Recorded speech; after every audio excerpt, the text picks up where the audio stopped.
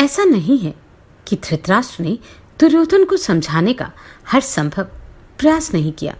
गांधारी ने भी अपने पुत्र को उचित मार्ग दिखाने का प्रयत्न किया। दुर्योधन ये जानता था कि श्री कृष्ण भगवान है, किंतु वह फिर भी उनकी शरण में जाने के लिए तैयार न हुआ।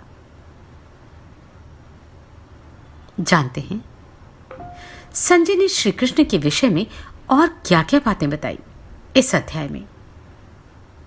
संपूर्ण महाभारत कथा के अंतर्गत उद्योग पर्व और उसमें यान संधि पर्व। नमस्कार, मैं आभा शर्मा जावास। इन ऑडियो बुक्स को बनाने में अगर आप अपना योगदान देना चाहते हैं तो मेंबरशिप लेके या दिए गए क्यूआर कोड का प्रयोग करके आप ऐसा कर सकते हैं। आपका छोटे से छोटा योगदान भी हमें प्रोत्साहित करता है। अन्यथा शेयर, लाइक या सब्सक्राइब करके तो आप ऐसा कर ही सकते हैं। धृतराष्ट्र बोले, संजय, तुम भगवान श्री कृष्ण के नाम और कर्मों का अभिप्राय जानते हो, अतः मेरे प्रश्न के अनुसार एक बार पुनः कमल नयन भगवान श्री कृष्ण का वर्णन करो। संजय ने कहा, राजन, मैंने वसुदेव नंदन श्री कृष्ण के नामों की मंगलमय व्युत्पत्ति सुन रखी है। उसमें जितना मुझे स्मरण है उतना बता रहा हूं। वास्तव में तो भगवान श्री कृष्ण समस्त प्राणियों की पहुंच से परे हैं। भगवान समस्त प्राणियों के निवास स्थान है तथा वे सब भूतों में वास करते हैं, इसलिए वसु हैं। एवं देवताओं की उत्पत्ति के स्थान होने से समस्त देवता उनमें वास करते हैं, इसलिए उन्हें देव कहा जाता है। अतएव उनका नाम वासुदेव है, ऐसा जानना चाहिए। बृहत अर्थात व्यापक होने के कारण वे ही विष्णु कहलाते हैं।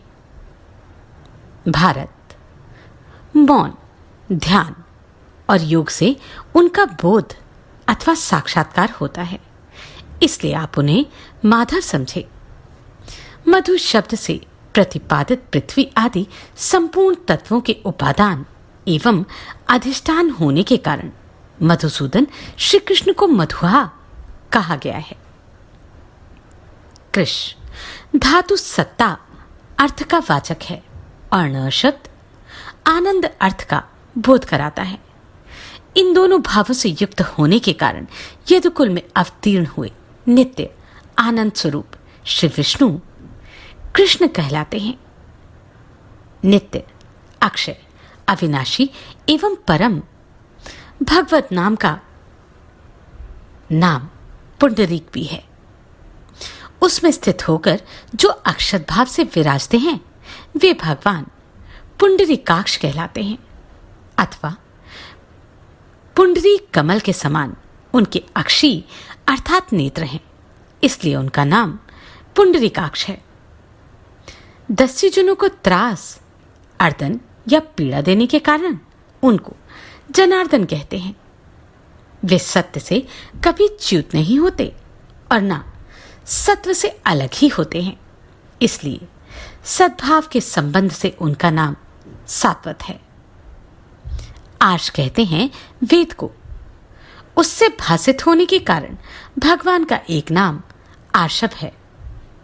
आर्षभ के योग से ही वे वृषभ भेक्षण कहलाते हैं। वृषभ का अर्थ है वेद। वही ईर्षण नेत्र के समान उनका ज्ञापक है। इस व्युत्पत्ति के अनुसार वृषभेक्षण नाम की सिद्धि होती है। शत्रु सेनाओं पर विजय पाने वाले ये भगवान श्री कृष्ण किसी जन्मदाता के द्वारा जन्म ग्रहण नहीं करते, इसलिए आज कहलाते हैं। देवता स्वयं प्रकाश रूप होते हैं, अतः उत्कृष्ट रूप से प्रकाशित होने के कारण भगवान श्री कृष्ण को उदर कहा गया है। और दम इंद्रिय संयम नामक गुण से संपन्न होने के कारण उनका नाम दाम है। इस प्रकार दाम और उदर इन दोनों शब्दों के संयोग से वे दामोदर कहलाते हैं। वे हर्ष अर्थात सुख से युक्त होने के कारण हृषिक हैं और सुख ऐश्वर्य से संपन्न होने के कारण ईश कहे गए हैं। इस प्रकार वे भगवान ऋषिकेश नाम धारण करते हैं।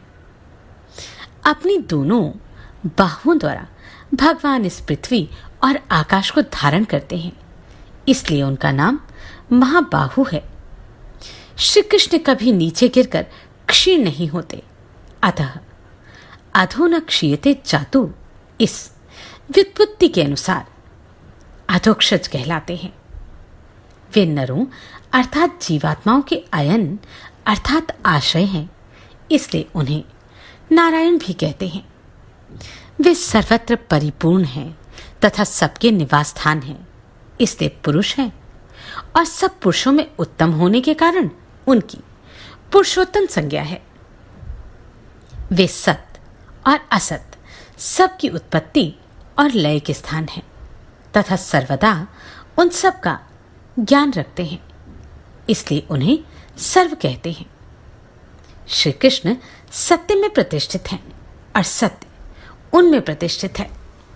वे भगवान गोविंद सत्य से भी उत्कृष्ट सत्य हैं, अतः उनका एक नाम सत्य भी है।